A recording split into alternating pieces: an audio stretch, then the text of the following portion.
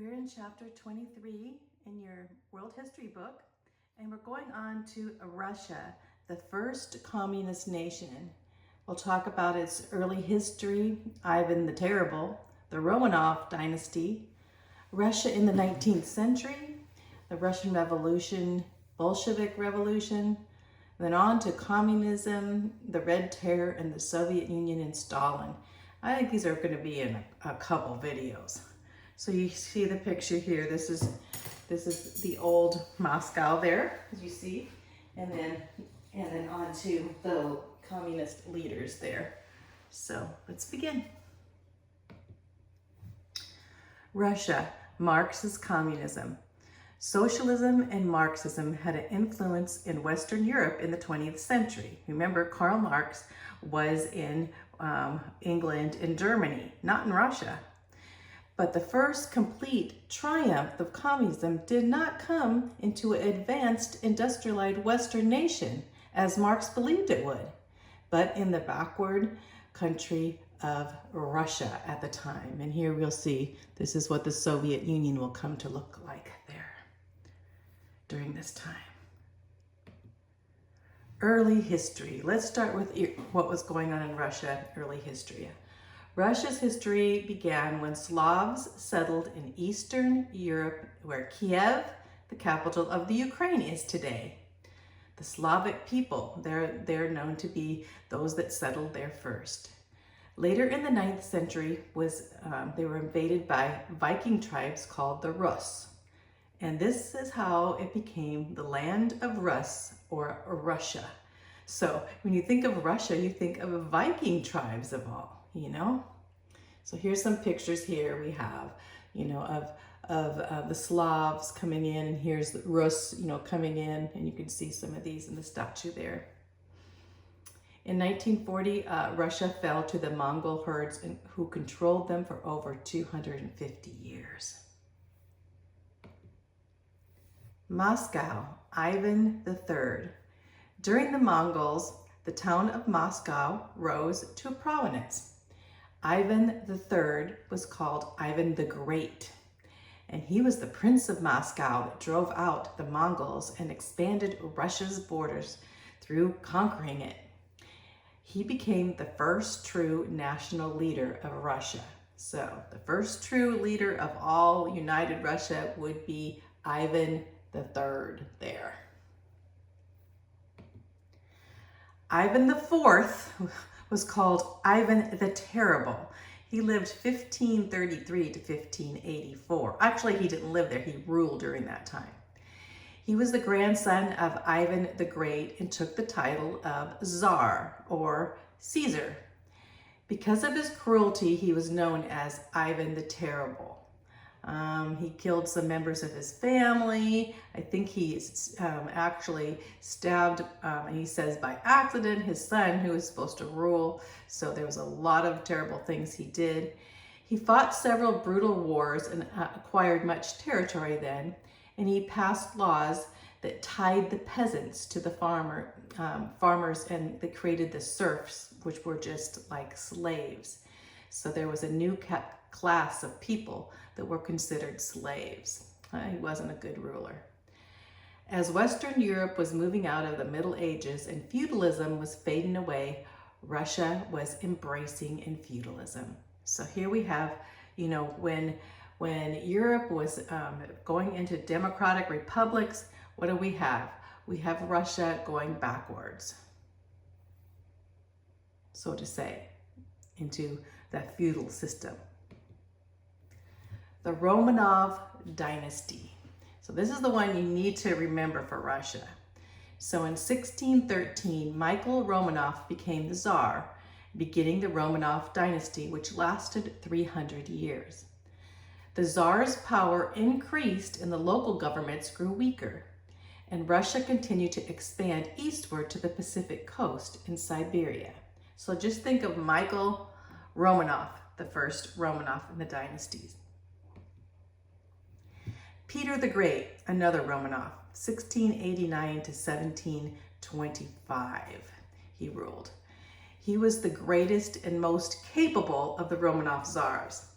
He called himself emperor as well as czar, revealing his ambitions for a mighty Russian empire. So he was thinking of having Russia as an empire. Peter's desire was for Russia to become westernized and break the centuries-old Eastern habits. So, he wanted to go into France and into Europe and become more like them. He traveled in disguise through the West, so he took disguise and traveled through the West so he could learn the Western skills of Europe, the European skills. He brought engineers, workmen, sailors, and soldiers back to Russia to train his people. So he really wanted Russia to become modern, like what was happening in the West. Peter the Great, Romanov. Window to the West. So Peter the Great, he fought a war with Sweden and conquered the Baltic Sea by Sweden. And this brought the port of St. Petersburg to serve as his new capital, as a window to the West. He decided St. Petersburg instead of Moscow. So he named it after himself, St. Petersburg. Well, actually named after himself, but also St. Peter. Peter opened the official relations with other European countries. So here we have a picture of St. Petersburg, and he wanted this city of Russia to be very modern. It's not very far from Finland. It's not very far from Europe, so it would be the window to the West. Catherine the Great, she ruled 1762 to 1796. So we're getting up the time when America became a nation, right? So kind of get the time frame. Well, Catherine the Great, who was a Russian empress, she was a Romanov again, embraced the Western ideas. She especially liked the French philosopher Voltaire. Voltaire was very much atheistic, just saying. She desired to rule by principles of reason and benevolence, wanting Russian society to be as cultured as that of Paris, France. So she wanted Russia to become more cool, more modern, like Paris was. Catherine promoted the arts and science among her people. So she wanted her people to be more artistic and more scientific. But she also subjugated the majority of the people under a harsh feudal system. Remember, they had the serfs were like the slaves in the feudal system instead of the European democratic republics. The French Revolution frightened her, though, in 1789 and calmed her democratic idealism. So she went back and just said, no, look what's happening in France. She lacked spiritual discernment to proceed towards a republican moderation, so she kept into the feudal system. She expanded Russia's borders even to the Black Sea. So Russia is getting very huge, very humongous. Let's just say that, I use that word. So here's Catherine the Great, a Romanov. So Alexander I, he ruled in 1801 to 1825. And Alexander led Russia in a long struggle with Napoleon. So when we're talking about the Napoleonic Wars, we think of Alexander I. He established the Holy Alliance against the revolution in Europe. So he was totally against Napoleon. But during his reign, many young Russian aristocrats were aroused by French Enlightenment and German philosophers and became revolutionaries under him, and forming a secret organization to take over the country. So you see suddenly these hidden hand guys come in, these secret societies, and you have revolutionaries trying to take over under Alexander, and he's the Tsar. Alexander also promoted Russian colonies in North America between Alaska and Oregon. Just a sidetrack that Russia had colonies close to us. In fact, the whole Oregon territory, which was Washington and Oregon, belonged to Russia, and so did Alaska. And Russia gave up its Oregon territory in 1824. That's Washington and Oregon.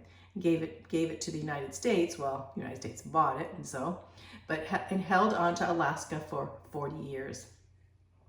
Under Alexander, Russia would become the largest country in the world. So Alexander I, you think of as the largest, Russia being the largest country. And he's after Catherine. And now Peter and Catherine and Alexander are very, very looking to the west. Let's just say that very much.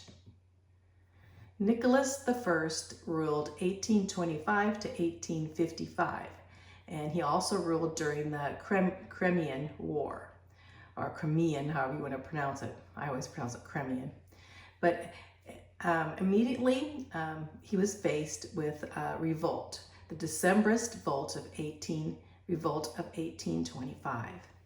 And this uprising frightened him into expanding the Tsar's bureaucracy to set up a secret police to control the press and also the universities and Russian life. So when he first came in, he came under this revolt, and he said, we need to control this. So he set up his secret police and the control and everything, but not like the communists did. The Crimean War, Nicholas attempted to acquire a Russian outlet to the Mediterranean Sea at the expense of Turkey. So he invaded Turkey in 1853, which he shouldn't have done. Here he's trying to get into the Mediterranean Sea. And of course, that time we have England, France, Sardinia, and they rushed to aid Turkey. They did not want Russian control of the Mediterranean Sea. So the war was a failure for Russia, causing the loss of land and prestige. So when you talk about the Crimean War, just think that Russia lost that war, okay? Under Nicholas I. Alexander II, okay, 1855 to 1881 is when he ruled. So we're getting close to the 1900s. He was known as the Tsar Liberator. In 1861, he freed the serfs, which were like slaves. However, their plight changed little. They had no place to go. So he freed all the serfs, which were slaves, but they had no place to go. You know, he had no provision for them at all, what to do with them. So, but he also encouraged industrialization and the building of railroads. In 1881, radical revolutionaries assassinated Alexander, leaving Russia in a serious dilemma. Anyone daring to voice dissent from that point on was associated with assassins. So we have assassination here, the assassination of Alexander II. So you know we have revolutionaries going now, so revolution is related to assassination. So of course we're going to have, you know, the royal family and the higher classes looking on as maybe they would be assassinated next.